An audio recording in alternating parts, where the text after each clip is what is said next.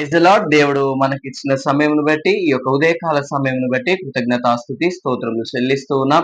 ఈ సమయంలో దేవుడి యొక్క వాక్యమును వినడానికి మనం వస్తూ ఉన్నాం. కేవలము దేవుడి యొక్క కృపను బట్టి ఇక్కడ జ్ఞాపకం చేయబడుతుంది. ఇర్మియా గ్రంథము 1వ అధ్యాయము ఆ 5వ వచనంలో జ్ఞాపకం చేసుకుంటూ ఉన్నాం. గర్భములో నేను నిన్ను రూపింపక మునుపే నిన్నెరిగి తిని, నీవు గర్భము నుండి బయలుపడక మునుపే నేను నిన్ను ప్రతిష్ఠించిని, జనములకు ప్రవక్తగా నిన్ను నియమించి తిని అని దేవుడు ఈ దినమున మనతో మాట్లాడుతున్నాడు. కావున మనము దేవుడి యొక్క ప్రజలుగా ఉండడానికి దేవుడు ఎంతగానో ఇష్టపడుతున్నట్టుగా మనం చూస్తూ ఉన్నాం. దేవుడి యొక్క ప్రజలుగా మనము ఉండక మునుపే, అనగా ఈ భూమిపైకి మనం రాక ముందుపే దేవుడు మనలను ఎంతగానో కోరుకుంటూ ఉన్నాడు. ఆయన గర్భములో నేను నిన్ను రూపింపక మునుపే నిన్నెరిగి తిని అని చెప్తున్నాడు. అంటే మనము తల్లి గర్భములో ధరింపబడక మునుపే, అనగా పిండాకృతిలో కాక మునుపే, ఈ రోజు రేపట్లో చూస్తూ ఉంటే ఆ every month should be counting అని ఉంటూ ఉంది.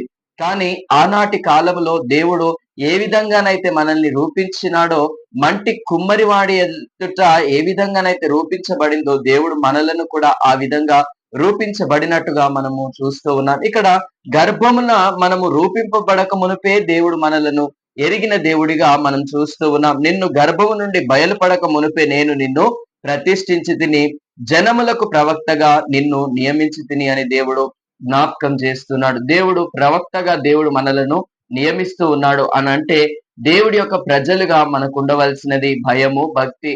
దేవుడి యొక్క భయము యందు, దేవుడి యొక్క భక్తి యందు మనం జీవించు వారముగా ఉండాలి అని దేవుని వాక్యంలో జ్ఞాపకం చేయబడుతుంది. యోనా గారి జీవితమును ఈ సమయమున నేను జ్ఞాపకం చేస్తున్నాను. యోనా గారు దేవుడి యొక్క మాటను ఎంతగానో శ్రద్ధగా వినే వ్యక్తిగా మనం ఇక్కడ చూస్తూ ఉన్నాం. యోనా గారు తన జీవితంలో దేవుడు చేసిన అద్భుతములను మనము ఒక 2 రకాలుగా మనం చూడవచ్చు. ఎందుకంటే ఈయన అమితయి కుమారుడైన వాడు ఇక్కడ జ్ఞాపకం చేస్తుంది. మొదటి వచనంలో, యోనా గ్రంథము 1వ వచనంలో జ్ఞాపకం చేస్తున్నది అమితయి కుమారుడు అని జ్ఞాపకం చేయబడుతుంది. తర్వాత దేవుడి దృష్టికి నినివే మహాపట్టణం యొక్క ఆ ఘోరమైన పాపముగా కనిపిస్తూ ఉంది. అంటే నినివే పట్టణస్థుల దోషము నా దృష్టికి ఘోరమాయనని దేవుడు జ్ఞాపకం చేస్తూ ఉన్నాడు. కావున యోనా గారిని దేవుడు ఏర్పాటు చేసుకొని ప్రవక్తగా దేవుడు ఆ స్థలంలోనికి అతన్ని పంపించినాడు. నినివే పట్టణానికి పంపించినప్పుడు ప్రవక్త అయ్యుండి ఈయన చేయవలసినది ఈయన చేయకుండా, దేవుడు నన్ను చూస్తున్నాడా, నేను చూడట్లేదు దేవుడు అని ఆలోచన చేస్తూ, నేను వెళ్ళమన్నారులే, నేను వెళ్తాను కదా ఈ స్థలములో నుండి అని ఆలోచన చేస్తూ ఆయన నినివేకు వెళ్లకుండా తర్షీష్కు వెళ్ళడానికి ప్రయత్నం చేస్తున్నాడు.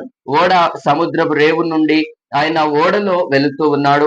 ఓడలో వెళుతూ ఉన్నప్పుడు ఓడ దిగువ భాగమున యోనా గారు ఉన్నారు, పైన నడిపేవాడున్నారు, తర్వాత ప్రజలంతా కూడా ఉన్నారు. ఆ కాలంలో రోడ్ ట్రాన్స్పోర్ట్ లేదండి, ఎక్కువ శాతము ఓన్లీ వాటర్ వేస్, అంటే వాటర్ ద్వారా, నీటి ద్వారానే ప్రయాణము. దేవుడు కూడా, యేసుక్రీస్తు ప్రభువు కూడా ఈ దరి నుండి ఆ దరికి అని ఎన్నో రకాలుగా మనం చూస్తూ ఉన్నాం.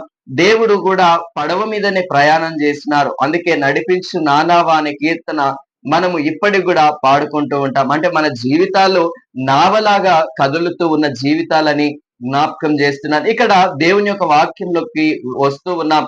ఈ నినివే మహాపురము యొక్క చరిత్రను జ్ఞాపకం చేసుకుంటే అక్కడ దేవుని వాక్యంలో జ్ఞాపకం చేయబడుతూ ఉంది. 3వ అధ్యాయంలో అది 3 దినములంత ప్రయాణం కలిగిన దేశము. ఒక వ్యక్తి 3 దినములు తిరిగితే ఆ యొక్క పట్టణములు, ఆ యొక్క గ్రామాలు అన్ని కూడా ఒక రక్షణగా, అనగా ఒక రూపకంగా, నక్ష అనగా దాని యొక్క బహిర్గంగంగా కనిపించే ప్రతిది కూడా అక్కడ జ్ఞాపకం చేయబడుతుంది. అంటే 3 దినములంత ప్రయాణంగా ఉన్న దేశముగా దానిని పరిగణిస్తూ దేవుని వాక్యంలో జ్ఞాపకం చేయబడుతుంది.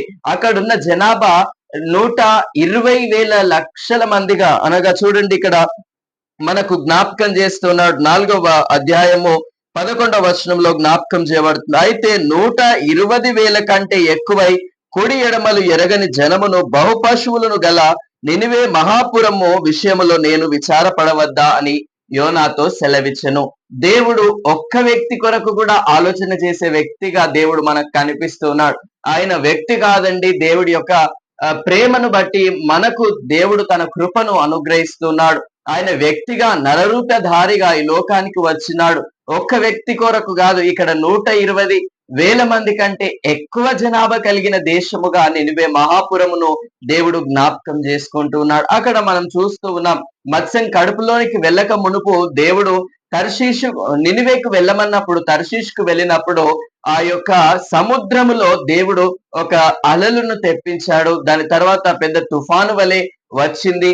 అక్కడ వారందరూ కూడా ప్రార్థన చేస్తున్నప్పుడు అయ్యగారేమో నిద్రపోతున్నాడు ప్రవక్తగా ఉండి, ఇతన్ని కూడా అడుగుతూ ఉన్నారు, ఎందుకయ్యా మరి నువ్వు నిద్రపోతా, నీకేమొచ్చినది, లేచి నీ దేవుణ్ణి ప్రార్థించు, మేమందరం ప్రార్థిస్తూ ఉన్నామని అన్నప్పుడు దేవుడు ఆయన ద్వారా దేవుడు ఆయన కృపను కనపరుచుకున్న దేవుడుగా మనం చూస్తూ ఉన్నాం. ఎందుకంటే నినివేకు వెళ్ళవలసిన వాడు తర్షీషుకు వెళుతూ ఉన్నాడు ప్రయాణంలో, కానీ దేవుని యొక్క వాక్య ప్రకారము, దేవుడి యొక్క చిత్త ప్రకారము యోన గారు తర్షీషు నుండి నినివేకు వెళ్ళవలసిన వారిగా దేవుడు ఆదేశిస్తూ ఉన్నాడు. ఇక్కడ అదే జ్ఞాపకం చేయబడుతుంది. అక్కడ పడవలో ఉన్నవారు, నావలో ఉన్న వారంతా కూడా చీట్లు వేద్దామని ఒకరితో ఒకరు అనుకున్నప్పుడు వారి జీవితాలలో వారు కలవరపడుతూ ఉన్నారు. వారు కలవరపడుతూ ఎవరి పేరిట అయితే మనము ఎవరో తప్పు చేశారు, దాన్ని సరిదిద్దుకోవాలంటే మనకు ఒకరికి తెలియాలి, ఒక క్లైమాక్స్ కి రావాలి, కాబట్టి మన పేర్ల పైన మనం చీటీలు వేద్దాము, వారి ద్వారా తప్పు తెలిసినప్పుడు వారిని సముద్రంలో పాడవేద్దాము అని ఆలోచన చేసినప్పుడు యోనా గారు కూడా అందులో ఉన్నారు. యోనా గారి యొక్క జీవితంలో ఇది ఒక కొత్త మలుపుగా దేవుడు దాన్ని మలిచినాడనే సత్యాన్ని ఈ దినమున జ్ఞాపకం చేస్తున్నాను. ఒక వ్యక్తిని సముద్రంలో పాడవేసినప్పుడు సముద్ర జంతువులు ఉంటాయి.